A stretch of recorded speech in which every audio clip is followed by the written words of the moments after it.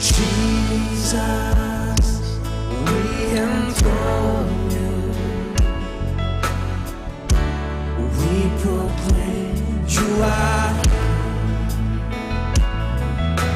standing here in the midst of us. We raise you up with our praise, and as we worship build your throne, and as we worship build your throne, and as we worship build your throne, come Lord Jesus and take your, and as we worship, and as we worship build your throne, and as we worship build your throne, and as we worship build your throne, come Lord Jesus and take. See one more thing, as we worship, let's worship Him. And as we worship build your throne, and as we worship build your throne, and as we worship build your throne, come Lord Jesus and take your pastor Sam चलुदरे के द्वारा चलाए जा रहे full gospel Bible college में सेवकाई के प्रशिक्षण के लिए एडमिशंस अभी आपके लिए उपलब्ध हैं। यहाँ छात्रों की आत्मिक उन्नति के लिए पुस्तकालय में 3500 से ज्यादा पुस्तकें आपकी उन्नति के लिए उपलब्ध हैं। कक्षाएं अंग्रेजी में लिए जाएंगे और वैकल्पिक अनुवाद हिंदी, तेलुगु और तमिल में हेडफोन के माध्यम से आपके लिए उपलब्ध होंगे। स्थानीय छात्र डे स्कॉलर के रूप में यहाँ पढ़ाई कर सकते हैं और भारत के विभिन्न राज्यों से आने वाले छात्रों और अंतर्राष्ट्रीय छात्रों के लिए सिर्फ पुरुषों के लिए हॉस्टल की सुविधा यहाँ मुफ्त में उपलब्ध है। कक्षाएं 13 जून 2016 से प्रारंभ होने वाले हैं। आवेदन पत्र प्राप्त करने के लिए तुरंत हमें संपर्क करें। हमारा पता है full gospel Bible college, post box number 494, Chennai 7। और अधिक जानकारी के लिए स्क्रीन पर दिखाए जा रहे फोन नंबरों पर हमें संपर्क करें।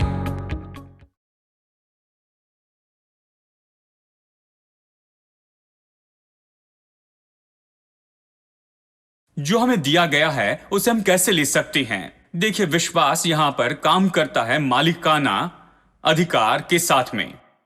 यदि आप जानते हैं कि आप मालिक हैं, तो फिर आप उसे लेना चाहेंगे जो आप जानते हैं जो आपका है। ठीक है, मुझे याद है 1964 की बात है। मेरे पिताजी ने पहली कार खरीदी 2000 रुपए में। 2000 रुपए में इन दिनों में साइकिल भी नहीं मिलती, मुझे पता नहीं कितनी कीमत की है, लेकिन 2000 रुपए में उन्होंने पुरानी कार खरीदी और उन्हें ड्राइविंग नहीं आती थी। तो उन्होंने एक ऐसे भाई को ढूंढा जो कि उनके दोस्त थे और वो उन्हें संग लेकर गए। वो गाड़ी चलाते थे लेकिन उनके पास कार नहीं थी। ठीक है, उन्होंने कहा मैं कार खरीदने जा रहा हूं, क्या आप मेरे साथ में आकर मेरी मदद करेंगे? और ये एक अच्छे बंगले में रहते थे जहां पर पार्किंग के लिए जगह थी। मेरे पिताजी को ज्यादा कुछ पता नहीं था। हम जहां पर रहते थे वहां पर सड़कों पर पार्क करना पड़ता। जब तक पिताजी ड्राइवर को ढूंढे और कार का उपयोग शुरू करें, तो पिताजी ने कहा आज कार खरीदते हैं, आपके घर में उसे छोड़ देंगे। अगर आपको कहीं जाना है तो उसका उपयोग करें, कोई बात नहीं, लेकिन कुछ दिनों में मैं ड्राइवर को ढूंढता हूं और फिर आकर लेकर जाऊंगा। तो हम वहीं पर छोड़ आए और मेरे पिताजी को इसके लिए कुछ हफ्ते लग गए कि ड्राइवर को अरेंज करे और ये सब। और फिर हम बड़े उत्साहित थे, हम वहां पर कार लेने के लिए गए। हमने दरवाजा खटखटाया और वहां पर उस बहन ने खिड़की से झांक कर कहा क्या? हमने कहा कार, हम कार के लिए आए हैं, आपके पास चाबी है? उसने कहा नहीं, कार को हाथ नहीं लगाना, ये कार हमारी है। उसने यही कहा। मैं मजाक नहीं कर रहा हूं, ये सब कुछ यहां पर पुरसवा कम में ही हुआ है। उसने कहा कार को हाथ नहीं लगाना, ये कार तुम्हारी नहीं है, ये हमारी है। मेरे पिताजी ने कार के लिए दाम चुकाए और सारी रसीद ली। आरसी बुक भी उनके नाम पर थी और सब कुछ हो गया था। कहा कार को हाथ नहीं लगाना, जानते हैं? तो हमें पुलिस के पास जाना पड़ा क्योंकि वो सुन नहीं रही थी। तो हम पुलिस के पास में गए। पुलिस वाले ने मेरे पिताजी से कहा ये किसकी कार है? मेरे पिता ने कहा मेरी कार है। मुझे सबूत दिखाइए, तो उन्होंने रसीद दिखाई, आरसी बुक दिखाई, सब कुछ दिखाया, डॉक्यूमेंट दिखाए, तो कहा मेरे साथ आओ। सीधा घर में लेकर गए, दरवाजा खटखटाया और कहा कि कार की चाबी कहां पर है, इन्हें दे दो, इस कार की चाबी दे दो। और उस बहन ने जाकर चाबी लाई और हमें दे दी। मैं ये क्यों कह रहा हूं? देखिए, ये तो सच में हुआ है। बात यह है, जब आप जानते हैं कि आप ही मालिक हैं, ये बड़ा फर्क लाता है। जब आप निश्चित रूप में जानते हैं, मालिक होने के बारे में निश्चित हैं, तब आप उससे निश्चय ही ले लेंगे। देखिए, यहां पर संपर्क है आपके मालिक होने के जानने में और आप जिसके मालिक है उससे ले लेने में। यह आत्मिक क्षेत्र में इतना ज्यादा सत्य है। यदि आप नहीं जानते हैं कि आप मालिक हैं, तो फिर ये बहुत ही इस तरह से होगा कि आप इसके लिए बड़े कम परिश्रम करेंगे कि उससे ले ले जो परमेश्वर ने आपको दिया। कारण यह है कि हम इसे लेने के लिए ज्यादा काम नहीं करते। परमेश्वर ने जो बहुतायत से दिया, इसके पीछे कारण यह है कि किसी ने हमें प्रचार नहीं किया मालिक होने पर। अगले कुछ हफ्ते में यही तो प्रचार करूंगा। मैं इतना प्रचार करूंगा कि आप निर्णय लेंगे कि आप मालिक हैं या नहीं हैं। और जब आप निर्णय लेते हैं कि आप मालिक हैं, तो फिर आप नरक के उन फाटकों को लात मार के खोलते, शैतान को मारकर सारी चीजें ले लेती हैं। क्योंकि हम में से कुछ लोग इसके मालिक तो हैं, लेकिन अब तक उसे पाया नहीं है। हम अपने देश में इसे अच्छे से समझते हैं, मालिक है, लेकिन मिला नहीं है। हम में से कुछ लोगों के घर है जहां पर कोई और रहता है। हम मालिक हैं, लेकिन वो हमारे पास नहीं है। मालिक होना एक बात है और उसे ले लेना ये दूसरी बात है। कई बार आपको उससे ले लेना पड़ता है, सारे नैतिक तरीके का उपयोग करते हुए। जो भी उपलब्ध है उसका उपयोग करें। कई बार लोग गलत तरीके का उपयोग करते हैं, जबकि वो मालिक हैं और उनकी संपत्ति पर कोई और ही बैठा होता है। वो उसे दूर करना चाहते हैं, यहां तक कि उसे लात मारना चाहते हैं कि जो उनका है वो ले ले, क्योंकि वो उसके मालिक हैं। यानी जब आप जानते हैं कि आप मालिक हैं, जब जानते हैं कि आप मालिक हैं, तो फिर इन सारी चीजों को लेना यह मुश्किल नहीं होता है, क्योंकि आप अधिकार लेना चाहते हैं और आप बिल्कुल तैयार होते हैं कि देश के सबसे बड़े कोर्ट में जाएं और कोशिश करते सबसे अच्छे तरीके को और हर एक तरीका उपयोग करना चाहते हैं, जो कुछ भी आप जानते हैं जो आपका है उससे लेने के लिए, क्योंकि आप उसके मालिक हैं। अब चलिए कुछ मिनट में मैं आपको ये बता दूं। चलिए इसका उदाहरण देता हूं चंगाई के बारे में। लूका अध्याय 13 से देखिए। लूका अध्याय 13 वचन 10। सब्त के दिन वो एक आराधनालय में उपदेश कर रहा था। वहां एक स्त्री थी जिसे 18 वर्ष से एक दुर्बल करने वाली दुष्टात्मा लगी थी और वो कुबड़ी हो गई थी और किसी रीति से सीधी नहीं हो सकती थी। यीशु ने उसे देखकर बुलाया और कहा, हे नारी, तू अपनी दुर्बलता से छूट गई है। तब उसने उस पर हाथ रखे और वो तुरंत सीधी हो गई और परमेश्वर की बढ़ाई करने लगी। इसलिए कि यीशु ने सब्त के दिन उसे अच्छा किया था। आराधनालय का सरदार रिसिया कर लोगों से कहने लगा 6 दिन हैं जिनमें काम करना चाहिए, अतः उन्हीं दिनों में आकर चंगे हो, परंतु सब्त के दिन में नहीं। ये सुनकर प्रभु ने उत्तर दिया, हे कपटियों, क्या सब्त के दिन तुम में से हर एक अपने बैल या गधे को थान से खोलकर पानी पिलाने नहीं ले जाता है?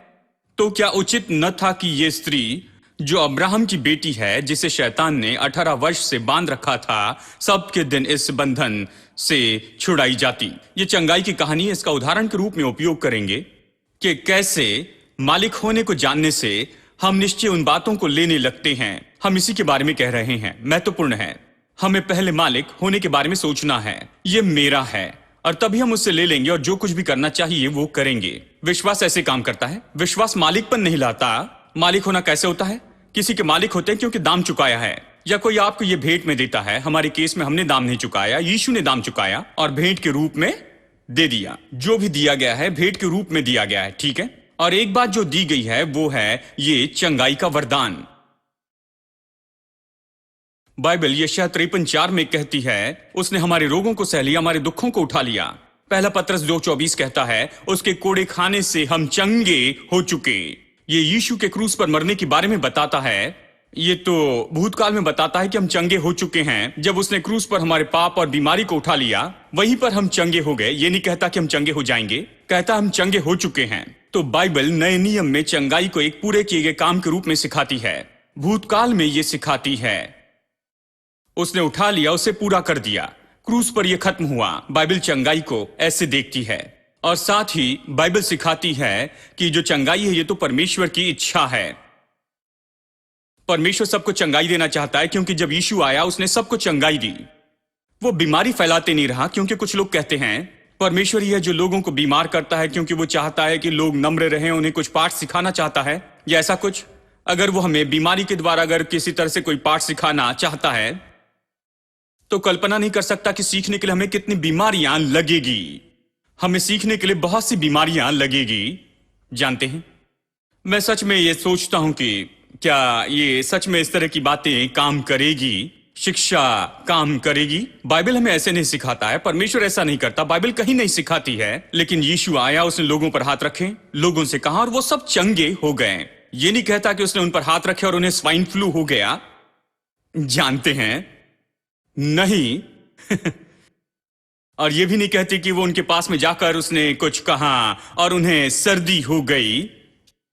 जानते हैं, नहीं, उसने कभी बीमारी नहीं फैलाई। वो जहां भी गया, उसने जिसको भी छुआ, किसी ने भी उसे छुआ, चंगा हुआ। वो चंगाई फैला रहा था, इसके द्वारा लोगों को बता रहा था कि यह हमेशा परमेश्वर की इच्छा रही कि वो लोगों को, हर एक बीमार को चंगाई दे। कभी परमेश्वर की इच्छा ये नहीं रही कि लोग बीमार हो, हमेशा परमेश्वर चाहता था कि लोग चंगे हो। ये एक बात तो उसने निश्चित रूप में दिखाई। अब ये कुबड़ी स्त्री की कहानी, ये बहुत ही अच्छा उदाहरण है जो कुछ भी हम बताना चाहते हैं उसके लिए, मालिक होने और अधिकार के बारे में। अब मुझे ये तरीका पसंद है, जैसे यीशु ने यहां इस सरदार को उत्तर दिया। आराधनालय के सरदार ने देखा कि यीशु ने इसे चंगाई दी है, उसे गुस्सा आया। कल्पना कर सकते हैं, पास्टर को गुस्सा आया क्योंकि कोई चंगाई पाया है। जानते हैं, क्योंकि सब्त के दिन में एक नियम था, वो था कि कोई काम नहीं करना। और मैं सोचता हूं कि ये कुबड़ी स्त्री ऐसी झुकी थी और फिर ऐसे ही खड़ी हो गई, और किसी तरह से कोई कड़कड़ाने की आवाज हुई होगी, और उसने कहा, ये काम है, ये ज्यादा काम है, और तुम्हें किसी और दिन चंगाई पाना था, सब्त के दिन में नहीं पाना। और यीशु इसके बारे में बहुत ही चौंक गया और उसने अद्भुत तरीके से उत्तर दिया।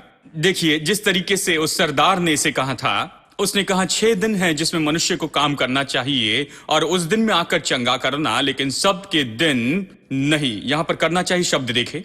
और जब यीशु जवाब देता है, वो इसी तरह शब्द उपयोग करता, इसी तरह की भाषा का वो कहता है। वचन 16, तो क्या उचित न था कि ये स्त्री जो अब्राहम की बेटी है, जिसे शैतान ने 18 वर्ष से बांध कर रखा था, ये सब्त के दिन इस बंधन से छुड़ाई जाती। तो उसने कहा ये ऐसा नहीं करना चाहिए, लेकिन यीशु कहता है ये ऐसे ही करना चाहिए। जानते हैं, वो कहता है इसे करने का तरीका नहीं, यीशु कहता है इसे करने का यही तरीका है। वो कहता है ये पवित्र दिन है, यीशु कहता है चंगाई के लिए अच्छा दिन है। जानते हैं, लेकिन बात तो यह है, यहां पर यीशु 3 बातों से निपटता है, 3 मुख्य बातों से निपटता है। एक, और वो मुद्दा तो यह है, वो मुद्दा यह है कि परमेश्वर बीमारी नहीं भेजता है, कि कई बार शैतान बीमारी को फैलाने में जुड़ा होता है। हर समय शैतान बीमारी का सीधा कारण नहीं होता है, लेकिन कुछ ऐसे समय है, जैसे इस केस में, उसमें निर्बलता की आत्मा थी, बाइबल कहती है। उसमें ये जो कमजोरी थी, ये तो आई थी किसी एक आत्मा के कारण। एक दुष्ट आत्मा थी जो उसे कमजोर कर रही थी, इस कारण वैसी हो गई। 18 साल से उस आत्मा ने उसे झुका दिया था और वो सीधा खड़ी नहीं हो सकती थी, सीधा नहीं हो सकती थी।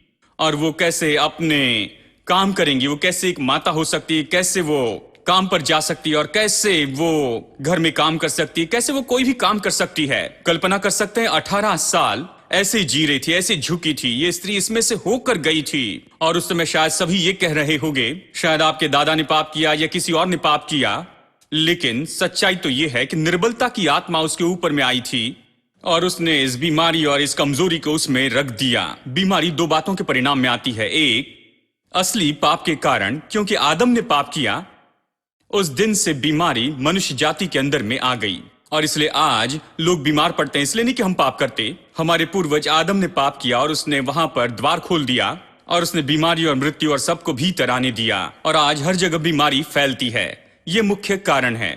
दूसरा कारण है कि आज शैतान कमजोरी की आत्मा के साथ कई बार लोगों को सताता है। वो उन्हें परेशान करना चाहता है, उन पर बीमारी रखता है, उनको परेशान करता है। बाइबल से हम ये विचार पाते हैं। और जब यीशु क्रूस पर मरा, उसने पहले पाप से भी निपट लिया, और शैतान से भी जो लोगों को सताना चाहता है। उसने शैतान को हरा दिया और साथ ही उसने पाप को भी दूर किया। उसने पाप और शैतान के साथ में निपट लिया। उसने क्रूस पर यह किया, ठीक है। तो यह स्त्री निर्बल थी, इसलिए नहीं कि परमेश्वर ने निर्बल किया, लेकिन इसलिए कि शैतान का इसमें हाथ था। दूसरी बात, यहां पे दूसरा मुद्दा है जो स्थापित हुआ, वो ये है कि यीशु ने कहा, और इसमें अनिश्चितता की बात नहीं, उसने कहा यह स्त्री को चंगा होना ही है। वो परमेश्वर की इच्छा घोषित कर रहा था बिना किसी संदेह के कि स्त्री को चंगा होना ही है। जानते हैं, चंगा होना ही है, सभी को चंगा होना ही है। परमेश्वर नहीं चाहता कि कोई भी झुक जाए, परमेश्वर नहीं चाहता कि कोई भी परेशानी में पड़े, परमेश्वर सभी की चंगाई चाहता है, यही तो वो बता रहा था। और तीसरी बात, मालिक होने का सवाल था। ये चंगाई किसकी है? क्या ये आपकी है? क्या ये उसकी है? और ये चंगाई उसकी क्यों है? वचन 16 में कहता है, अध्याय 13 वचन 16 में कहता है, तो क्या उचित न था कि यह स्त्री जो अब्राहम की बेटी है, जिसे शैतान ने 18 वर्ष से बांध रखा था, सब्त के दिन इस बंधन से छुड़ाई जाती? यानी वो जोर दे रहा है कि वो तो अब्राहम की बेटी है, और अब्राहम की संतान की परमेश्वर के साथ में वाचा, और उस वाचा के अंदर यहां पर चंगाई है। और क्या उचित न था कि अब्राहम की ये बेटी छुड़ाई जाए?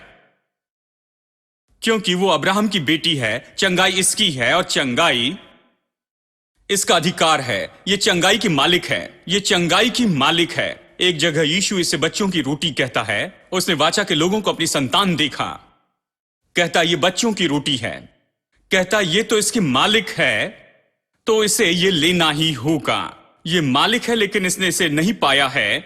ये मालिक है और इसके पास में ये अधिकार है कि इसके पास में ये हो। यही तो यीशु ने कहा, क्या यह उचित नहीं कि अब्राहम की बेटी अपनी निर्बलता से आजाद की जाए? तो उसने उसकी ओर देखकर कहा, गौर कीजिए उसने कौन से शब्द कहे, हे नारी तो अपनी दुर्बलता से छूट गई। हे नारी तू तो अब छूट गई। अब आप सोचेंगे सही प्रचारक कहेगा, हे नारी चिंता ना करो, जल्द ही चंगी हो जाओगी, बहुत जल्दी अच्छी हो जाऊंगी। ऐसे नहीं कहा। उसने नहीं कहा नारी परमेश्वर जल्दी चंगाई देगा, नहीं, उसने ऐसा नहीं कहा। नहीं, उसने कहा नारी तू छुड़ाई गई है। इसका सच में मतलब है, हे नारी तू आजाद स्त्री है, तू स्वतंत्र है। हे नारी क्या तुम्हें पता नहीं तुम आजाद हो? वो यही कह रहा था। जब उस स्त्री ने यह सुना तो इसे सुनकर चौंक गई होगी। देखिए, पहली बार मैं जानता हूं कि जब वो आराधनालय में गई होगी तो किसी ने कहा होगा तुम्हारे परदादा के पाप होंगे, ये पाप या वो पाप होगा, इसलिए तुम ऐसी हो, शायद परमेश्वर के पास महान उद्देश्य होगा, ये सब कहेंगे। लेकिन कोई नहीं कहेगा कि स्त्री तू आजाद हो गई है, तुम अब्राहम की बेटी हो, तुम इससे छुड़ाई गई हो, तुम इससे आजाद की गई हो, तुम चंगाई के लिए निश्चित हो, चंगाई तुम्हारी है। किसी ने उससे ऐसे नहीं कहा। अपने जीवन में पहली बार वो अलग तरह के प्रचारक को देख रही थी और उसने कहा, हे नारी तू छुड़ाई गई है। मैं सोचता हूं ये शब्द उसके अंदर मानो बिजली के जैसे चले गए होंगे। इसने उसके अंदर विश्वास उत्पन्न किया। ये मानो ऐसे जैसे परमेश्वर खुद उससे बातें कर रहा था। वो जान गई कि वो पूरी चंगी हो चुकी है, चंगाई उसी की है, वो इसकी मालिक है, और इसलिए वो तुरंत सीधा खड़ी हो गई। जब उसने जाना कि वो इसकी मालिक है, उसने तुरंत उसके अधिकार को लिया। हां, पहले आपको मालिक होने के लिए निश्चित करना है। क्या आप मालिक हैं? अब मैं आपसे पूछता हूं, वो स्त्री जो अब्राहम की बेटी है, चंगाई तो उसी की थी, क्योंकि वाचा ने इसकी गारंटी दी। उसके परदादा की परमेश्वर के साथ में वाचा थी। वो डॉक्यूमेंट कहता है कि चंगाई तो उसका भाग है जो परमेश्वर उसके लिए देगा, वो उसकी देखभाल करेगा। इसलिए जब इजरायली लोग मिस्र में से बाहर आए, 40 साल तक जंगल में चले, एक भी बीमार नहीं था। इस तरह उसने देखभाल की, क्योंकि एक वाचा बंधी थी। उसने वादा किया और उसे पूरा किया, बस यही। यानी वो अब्राहम की बेटी है, चंगाई उसी की है। तो हमारे बारे में क्या? प्लीज निकालिए, क्योंकि कुछ लोग देखकर कह रहे हैं, ठीक है भाई, वो तो अब्राहम की बेटी है, लेकिन मेरे परदादा का नाम है दोराईस्वामी। हां, मैं कहां पर आता हूं? बिल्कुल अब्राहम के जैसे तो नहीं हूं। मतलब जानते हैं, कुछ लोग कहते हैं, ओह वो तो अब्राहम की बेटी है भाई, लेकिन हम कौन हैं? हम यहां पर इस छोटे चेन्नई में बैठे हुए हैं और हम छोटे अयोग्य कीड़े हैं। जानते हैं क्या हम चंगाई के योग्य हैं? ठीक है, गलातियों अध्याय 3 वचन 29। क्या आप चंगाई के लिए निश्चित हैं या केवल यह स्त्री जो अब्राहम की बेटी थी? यही सवाल है। वचन 29, और यदि तुम मसीह के हो तो अब्राहम के वंश के हो। कितने लोग यहां मसीह में हैं? बाकी लोगों के बारे में क्या? आप में से कितने लोग मसीह के हैं? क्या आप मसीह के हैं? क्या आप मसीह में हैं? यदि तुम मसीह के हो तो अब्राहम के वंश भी हो और प्रतिज्ञा के अनुसार वारिस भी हो। हेलो, मैं अब्राहम का वंश हूं। अब्राहम का वंश केवल इसहाक, याकूब और यूसुफ और इस्राएल के लोग ही नहीं हैं। सब जो विश्वास करते हैं अब्राहम के वंश हैं और हम वारिस हैं प्रतिज्ञा के अनुसार। वो सब जो अब्राहम से प्रतिज्ञा की गई है वो मेरा भी है। जैसे अब्राहम की संतान को चंगाई की प्रतिज्ञा की गई और इसलिए परमेश्वर ने उन्हें ये दे दी, मैं भी चंगाई का वारिस हूं। चंगाई मेरा जन्मसिद्ध अधिकार है क्योंकि मैं मसीह में हूं। मैं मसीह में हूं इसलिए अब्राहम का वंश हूं। लेकिन और भी है, और वो ये है कि मैं केवल अब्राहम के वंश से बढ़कर हूं। मैं मसीह में हूं, केवल अब्राहम में नहीं हूं। मैं मसीह में हूं। वो स्त्री नहीं कह सकती थी कि मैं यीशु मसीह में हूं। वो स्त्री नहीं कह सकती थी कि मैं यीशु के लहू से धुलाई गई हूं। वो स्त्री नहीं कह सकती थी कि यीशु ने कलवरी के क्रूस पर मेरी बीमारी को उठा लिया। वो स्त्री ये सब कुछ नहीं कह सकी। वो ये नहीं कह सकती थी कि पवित्र आत्मा मुझ में रहता है। ये स्त्री इन बातों को नहीं कह सकती थी। लेकिन मैं ये कह सकता हूं, मैं मसीह में हूं और मैं केवल अब्राहम के वंश से बढ़कर हूं। मैं मसीह का हूं। मैं मसीह का हूं। मैं मसीह का हूं। मसीह मुझ में रहता है, मैं उसमें रहता हूं। पवित्र आत्मा मुझ में रहता है, उसके वचन मुझ में बने रहते हैं। मेरे पास विश्वास है कि मैं ले लूं उन सारी बातों को जो कि नैतिक रूप में मेरा है। परमेश्वर की आशीषें तो मेरा जन्म का अधिकार है, परमेश्वर की संतान होने के कारण। इसी तरह आपको इसे देखना है। आपको इसे देखना है, इसे सुनना है और इस पर मनन करना है। इतना ज्यादा कि आपका जो मन है वो तो मालिकाना बात से पूरी तरह भर जाए। अब मालिक जैसे बैठे, किराएदार के जैसे न बैठे। आप मालिक हैं। आप मालिक हैं। संदेह में मत देखिए। आप मालिक हैं। मालिक जैसे चले, मालिक जैसे बातें करें।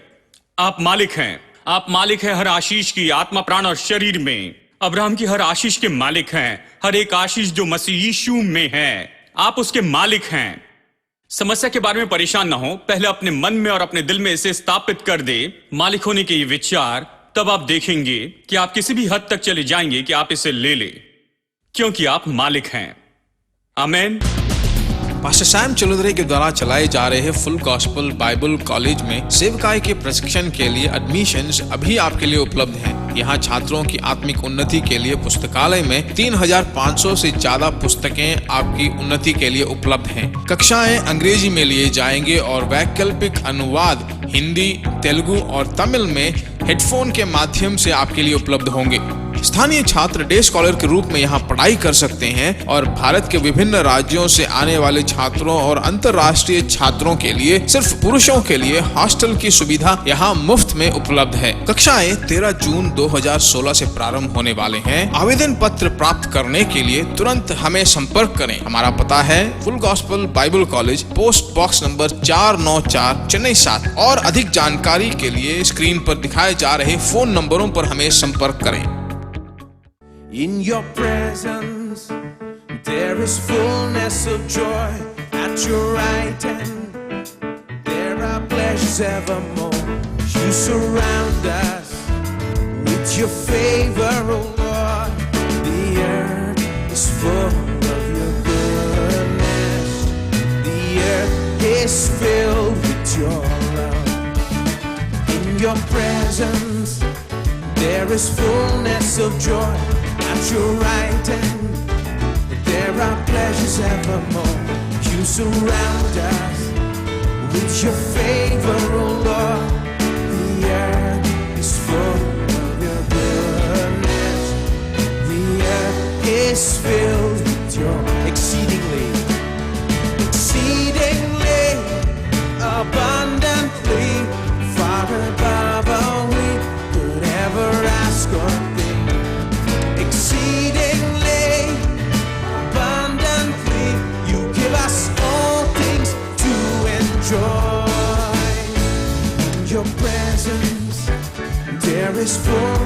joy at your right hand. There are pleasures evermore. Surround us with your favor, oh Lord. The earth is full of your goodness. The earth is filled in your presence. In your presence there is fullness of joy at your right hand. There are pleasures evermore. You surround us with your favor, oh Lord. The earth is full of your goodness. The earth is filled with your exceedingly, exceedingly, abundantly, far above all we could ever ask or think. Exceedingly, abundantly, you give us all things to enjoy. In your presence there is fullness of joy at your right hand. There are pleasures evermore. You surround us with your favor, oh Lord. The earth is full of your goodness. The earth is filled with your exceedingly, exceedingly, abundantly, far above all we could ever ask or think. Exceedingly, you give us all things to enjoy. In your presence there is fullness of joy at your right hand.